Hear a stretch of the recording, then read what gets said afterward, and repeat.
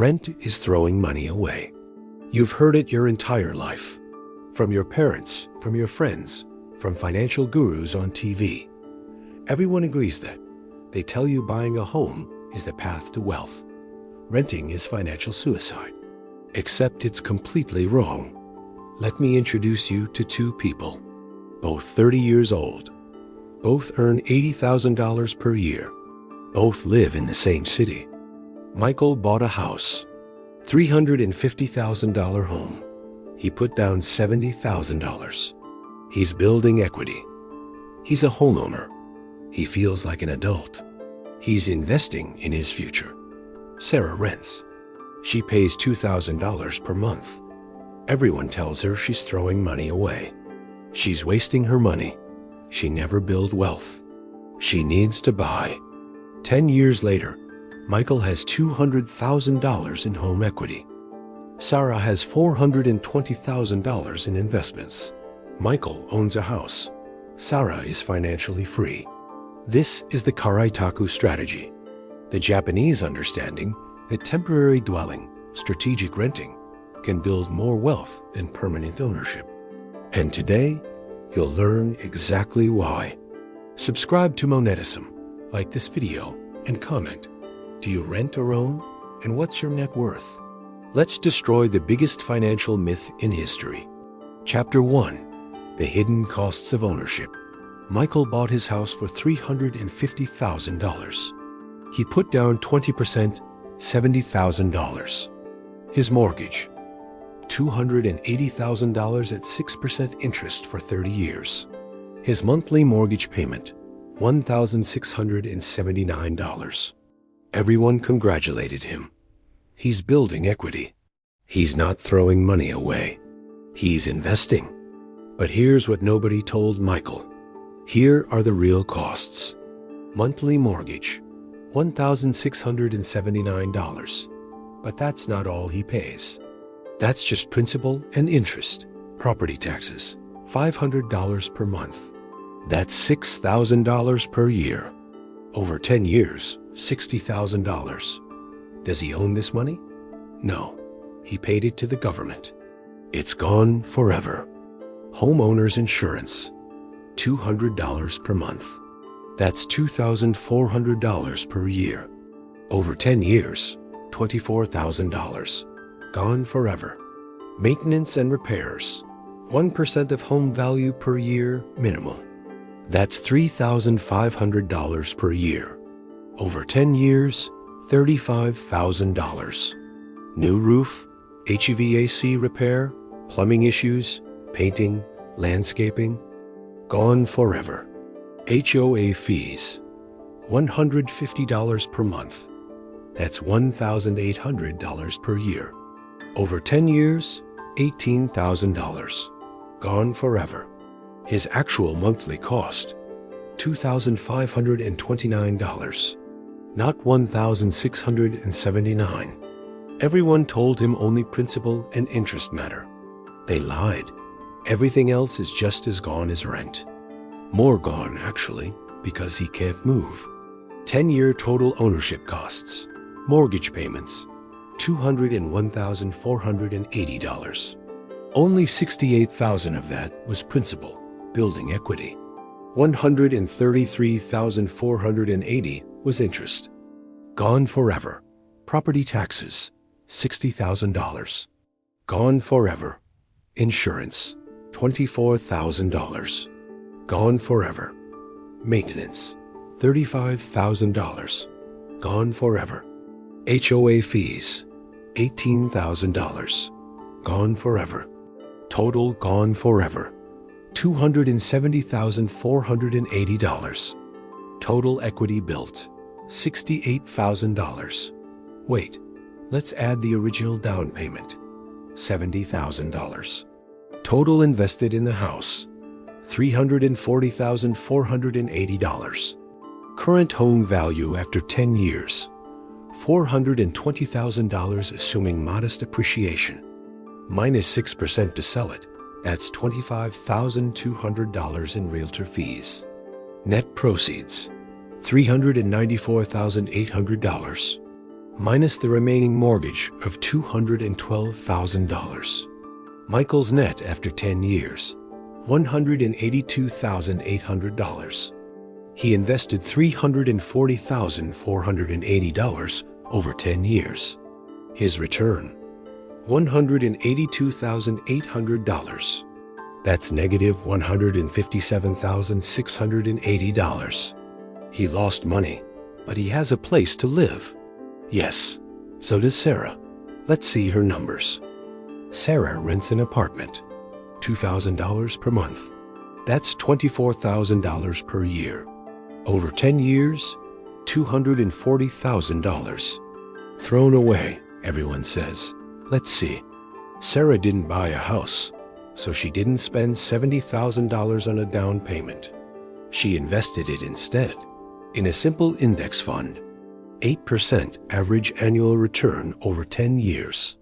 $70,000 invested, growing for 10 years at 8%, $151,000. But there's more. Remember, Michael paid $2,529 per month total. Sarah paid $2,000 for rent. The difference, $529 per month. Sarah invested this difference every month for 10 years. $529 per month, invested at 8% for 10 years, $97,000. She also didn't pay for maintenance emergencies. When Michael's vac died, he spent $7,000. When Sarah's HVAC died, her landlord spent $7,000. Sarah spent $0. She didn't pay for a new roof. $15,000 for Michael. $0 for Sarah. She didn't pay 6% to sell. $0 transaction costs for Sarah. Sarah has net worth after 10 years. Down payment invested and grown, $151,000. Monthly difference invested and grown, $97,000. Additional maintenance savings invested, $35,000 grown to $48,000. Total net worth, $296,000 in liquid investments. Michael's net worth, $182,800, mostly illiquid, trapped in a house he must sell to access. Sarah has $113,200 more than Michael. She can access this money immediately. Michael must sell his house, pay realtor fees, move to access his equity. Sarah is richer. Sarah is more liquid. Sarah is more free. But the real Karitaku wisdom goes deeper than just the math. Michael bought his house in 2014. In 2016, he got a job offer in another city. 40% salary increase. $112,000 instead of $80,000. He couldn't take it. Selling costs, moving costs, uncertainty in the housing market. He stayed. He missed the opportunity. Over the next 8 years, that decision cost him $256,000 in lost income. Not counting the career trajectory change, the network in the new city, the opportunities that come from being in a different market. His house trapped him. He became house rich and opportunity poor. Sarah got the same job offer. She gave 30 days notice to her landlord. She moved. She took the higher salary. She built wealth faster. She expanded her network. She created opportunities. Her rental gave her mobility. Mobility gave her options. Options created wealth. This is Karitaku, the Japanese concept of temporary dwelling. Not permanent anchoring, strategic flexibility over rigid ownership. The flexibility premium. When you own, you pay for immobility. You can't move easily. Job opportunities in other cities become difficult. Relationship changes become complicated. Market downturns trap you. When you rent, you pay for mobility. You can relocate for better opportunities. You can adjust to life changes. You can respond to market conditions. Michael's house appreciated 4% per year. Good. But Sarah's salary increased 8% per year because she could move for better opportunities. Her income compounded faster than his house. Over 30 years, The mobility premium crushes the ownership premium. The opportunity cost nobody discusses. Michael spent every weekend for 10 years on house projects. Mowing lawns, fixing things, painting, repairs, upgrades. Call it 5 hours per weekend. That's 260 hours per year. Over 10 years, 2,600 hours. If he'd spent that time building a side business, learning high-value skills, or even working overtime, at $50 per hour, that's $130,000 in lost opportunity. Sarah spent weekends building her consulting business. It generates $40,000 per year now. Over 10 years, that's $200,000 in additional income. The house didn't just cost Michael money. It cost him time. Time he could have used to build actual wealth. Chapter 4. When buying makes sense, renting doesn't make you richer in every situation. There are times when buying is the right move. But these situations are rarer than you think. Situation 1. You'll stay for 15 plus years minimum. If you're certain you'll stay in one location for 15 years or longer, buying can make sense. The transaction costs get amortized over longer periods. But be honest, how many 30-year-olds know where they'll be in 15 years? Situation 2. You buy significantly below market value. Foreclosure, estate sale, off-market deal. If you buy at 20 to 30% below market value, the instant equity can justify ownership. But this requires expertise, cash, and perfect timing. Most people pay market rate or above. Situation 3. You buy only what you need, not what you want. If you buy a modest home below your approval amount with a 15-year mortgage and treat it purely as shelter, not status, buying can work. But most people buy the biggest house the bank approves. That's a trap. Situation 4. Your rent is significantly higher than ownership costs. In some markets, rent for a 2-bedroom apartment is $3,000. But mortgage plus all costs for a similar property is $2,000. In this scenario, buying makes mathematical sense. But in most major cities today, the opposite is true. Renting is cheaper than total ownership costs. The Karitaku test. Before buying, ask yourself these 5 questions. Question 1. Am I absolutely certain I'll stay here for 15 plus years? Question 2. Is this home less than 3 times my annual gross income? Question 3. Can I put down 20% without depleting my emergency fund? Question 4. Do total ownership costs equal or beat current rent? Question 5. Am I buying for shelter, not status? If you can't answer yes to all 5, you should rent and invest the difference. The Karitaku strategy will build more wealth. Chapter 5. The Karitaku Wealth Formula. Here's exactly how to execute the Karitaku strategy and become wealthier than homeowners around you. Step 1. Choose strategic rental rent below your means. If you can afford $2,500, rent for $1,800. Bank the difference. Don't rent the nicest place you can afford. Rent good enough and invest the gap. Step 2. Invest your down payment. Take what would have been your down payment. Invest it in a diversified index fund portfolio. Don't touch it. Let it compound. Over 10 years at 8%, $70,000 becomes $151,000. Over 20 years, it becomes $326,000. Step 3. Invest the ownership cost gap. Calculate what ownership would cost you beyond rent. Property tax, insurance, maintenance, HOA. Invest this amount every month. Automate it. This is your wealth building machine. Step 4. Maximize career mobility. Take job opportunities in other cities. Relocate for salary increases above 20%. Move for career trajectory, not just money.